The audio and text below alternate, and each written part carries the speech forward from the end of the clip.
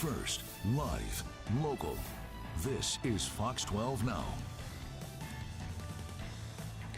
Hello, everyone. This is Fox 12 Now. I'm Greg Nibbler. Thanks for joining us. We're live streaming here out of Fox 12 Oregon newsroom, and we are live here every weekday starting at 1 o'clock. We go throughout the afternoon. So depending on when, where, and how you're watching this, just want to make sure you knew that there on the Fox 12 Oregon app. We are talking about, well, our volcanoes, and in particular Mount St. Helens for this segment. As we know, the eruption was over 45 years ago, the big eruption anyway, not that there hasn't been more, but the big one 45 years ago, but there's still ramifications of that eruption that really affect so many different things, and particularly for people who may be downriver from Mount St. Helens or in that area, and one of those is sediment. There was a lot of sediment that was created from this eruption, and it continues to play a major role in so many different things up there. We're going to talk about that and the science of what's actually going on, what you should know, how it all works, and we're doing that right now with John Major from the USGS Cascades Volcano Observatory, who's joining us. John, always great to have you here on the show to talk about this and just go through, you know, really what's happening, what the important things are that people should know. And, you know, I think to start off, could you just talk to us about the sediment on Mount St. Helens and really how it got there and what's going on with it now? Sure, Greg. So your viewers may recall that in May 18th, 1980, the north face of the mountain basically fell off the volcano in a very large landslide. And that large landslide filled the upper part of the North Fork Toutle River Valley with an immense amount of sediment.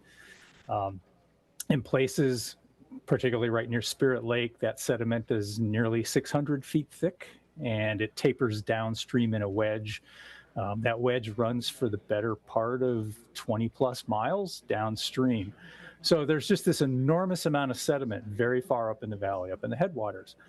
And in the aftermath of all that activity, you know, Mother Nature didn't turn the rain off, and so the rivers have been gradually eroding through a lot of that sediment. In the very early days, the first, say, 3 to 5 years after the 1980 eruption, an entire new river drainage network had to be eroded and reintegrated across the upper basin. And so there was an immense amount of what we call down cutting, vertical incision through that big landslide deposit as it carved up and formed a new river channel system. And so in the early days, the sediment amounts coming down the North Fork Toutle River were in excess of about 500 times what they were before the 1980 eruption. Over time, that amount of sediment has slowed down, but it still continues today. And what's happening now is that although the rivers continue to downcut, the rate at which they're downcutting now has slowed considerably. And what's kind of keeping a lot of the sediment now moving down the system, the new sediment sources, are that the rivers continue to widen their valley. And so it attacks those channel walls that people can see. If your viewers have ever been up to the Johnson Ridge Observatory, stood out on that observation deck and looked down into the river valley, they see these big channels that have been carved. They have really tall walls. Those walls are some in places 50, 60 feet tall. And the river kind of bounces back and forth and continues to attack those walls, and that drops sediment down into the channel, and then that sediment gets carried on downstream. So, you know, so the basic cycle is that, you know, we had this big landslide deposit. The rivers very quickly eroded through a lot of it to establish a new river channel network. And now that channel network is just kind of getting modified here and there throughout the valley, and that continues to feed sediment down. If I had to make a guess, you know, we said early on it was the amount of sediment moving downstream was in excess of 500 times what it had been. It's maybe on the order of 10 to 20 times now. So it's dropped considerably, but it's still above what it was before the 1980 eruption, and that's what's causing challenges downstream. And that's what's so fascinating. You know, 45 years later, still, you know, 10 to 20 times, even though it's not that 500 times, still 10 to 20 times the amount of sediment coming down. Do some of the recent weather patterns, as far as, you know, some of the flooding and excessive rain that we've had, does that increase some of that erosion, some of that sediment coming down the river? Yeah, sure. So the amount of sediment that comes down the river is very much affected by the fluctuations we have year to year in our hydrologic activity. So when we have really dry years, not a whole lot of sediment comes down. When we have really wet years and big flood years, we get more sediment coming down. A lot of times what will happen is we'll get a lot of rain up at the mountain. That'll trigger debris flows off the flanks of the volcano. It'll trigger, higher flow in the North Fork Toutle River, which makes the river move around a lot more and attack those banks more. So there's definitely a hydrological imprint on top of the material that's coming down. What are some of the concerns that can cause, since so you see the river increase, obviously, or increase in size when there's more precipitation, more erosion? What are some of the concerns that you see, at least from a geological standpoint? Well, clearly the amount of material moving down the system is causing complications downstream. So one of those images that you showed earlier with the big sediment plain, that one there. This is actually a view from a helicopter looking upstream from the sediment retention structure that the Army Corps of Engineers built on the North Toutle River. And you can see how that structure has trapped an awful lot of sediment behind it. And that's what this big sediment plain is. But you can see the river spreads all across it. You've still got an immense amount of sediment that's coming down. Some of it continues to get deposited here. But this sediment plain is more or less filled up to the level of the top of the spillway on that sediment retention structure. So sediment is not completely trapped by that structure. A fair bit of sediment does actually bypass that structure.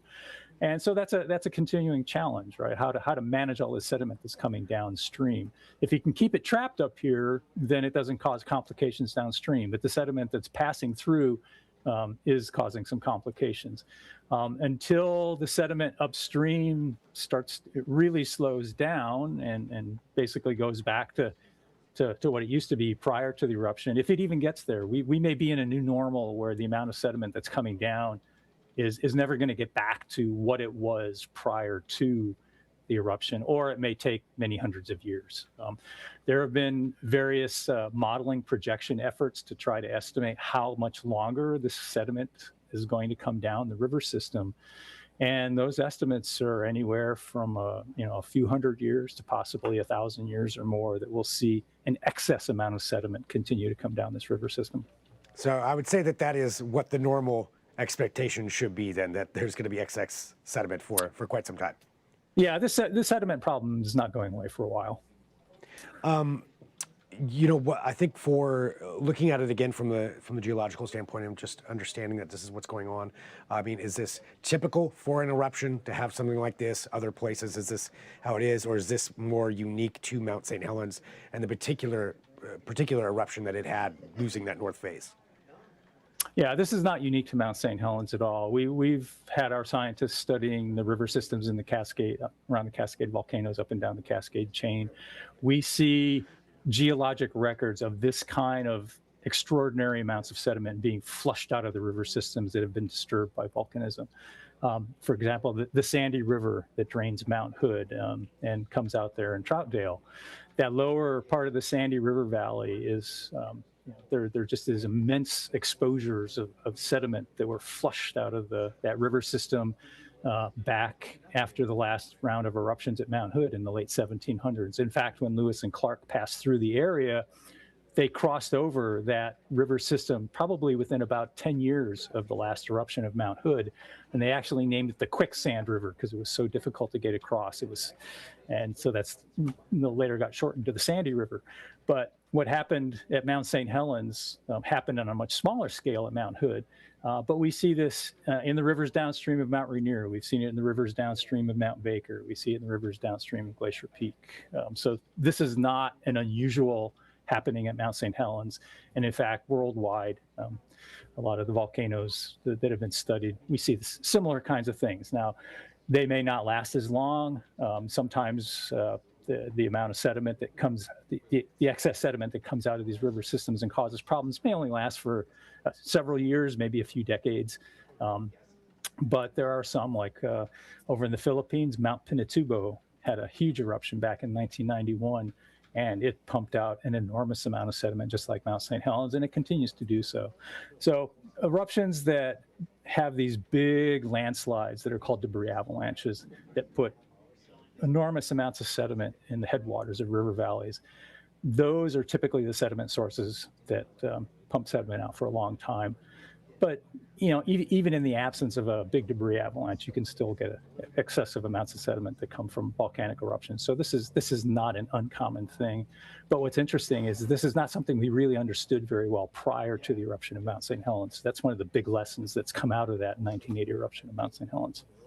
Wow, just that understanding of how all of that works and what can transpire with that sediment afterwards. That's right.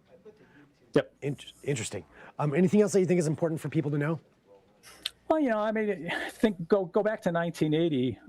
The Army Corps of Engineers was tasked with trying to mitigate all the sediment that was coming down the river systems, and this was, at that time, pretty much a unique experience. There was not a lot of good understanding of how these systems worked in the aftermath of big volcanic eruptions.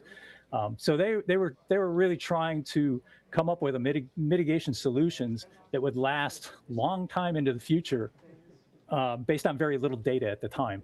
And so, it's a real challenge for them. And, and sadly, after 45 years, it just continues to be a challenge. And I think what happens is, this experience kind of exposes that tension between, trying to mitigate hazards, but also letting rivers be rivers. And that's been a common tension for a long time, with putting levees on river systems and trying to constrain the rivers and things like that. So that's not an unusual thing, but this has really heightened that tension and really exposed that tension a lot more. Interesting. It'll be fascinating to see what, how they can try to figure out how to, as I mentioned, mitigate this, I guess, again, from what they were doing in 1980. I mean, that's a tremendous challenge to figure that out. But John, thank you very much for joining us too, just to walk through that and talk about it and give everybody a better understanding, of what's transpiring there and having this right in everybody's backyard. It's a great place to be able to learn about it, but also, have experts like you on who can tell us all about what's happening. Absolutely. There. Well, John, thanks so much. Yeah, have a great one. Okay, you too, Greg. Take care. You too. And for everybody watching, again, this is Fox 12 Now. We're live streaming here out of the newsroom, and so we get to cover a wide range of topics like this. Feel free to check out a lot of our other segments, either on the Fox 12 Oregon app under the Fox 12 Now tab or our YouTube channel, wherever you find it. We've had John on and some of his coworkers there at USGS for a number of different topics, just to learn more about these giant volcanoes that are right here, that we live with. Important things to learn about and know. I did not know that about the Sandy River, so I learned something here, something good there too. That's a good trivia piece. But we'll take a break for right now. If you're watching live, we'll be back here in about 15 minutes or so talking about the Consumer Electronics Show. If you're watching after the fact, a good time to download that Fox 12 Oregon app if you don't have it. But thanks for